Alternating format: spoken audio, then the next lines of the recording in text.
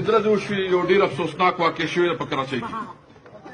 نقیب الله مسعود یو ډېر ښایسته ځوان، هغه یو ډکیت راو انور چې هغه د زرداري رایټ هینډ دی او هغه سپیشلیسټ انکاونټر دی، هغه یو محشوم یو ښکلی سړی چونکې پښتون و، هغه یې د دهشتګردۍ په نوم باندې چې نو شهید کړی دی.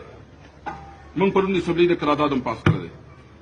زه به په دغه په ورځ باندې پریس کانفرنس هم کوم، خو زه نن دا مطالبه کوم چې دې راو انور په تېر کال کې 57 خلک چې نو هغه 57 کسان چې نو وجدي بې ګناه. اوس خو موږ ته دا پته ده چې اوس وروسته پورې خو موږ ته پته نه وه، خو اوس خو دا پته ولګېده چې دا د بتۍ لپاره د دشت لپاره کړي دي. زه د سپریم کورټ نه دا سوال کوم چې راو انور خلاف د 302 پرچه کټ کړی شي.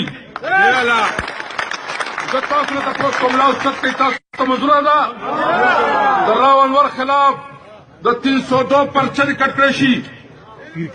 او حق پرستی اور سچائی، حق پرستی اور سچائی، حق پرستی اور سچائی.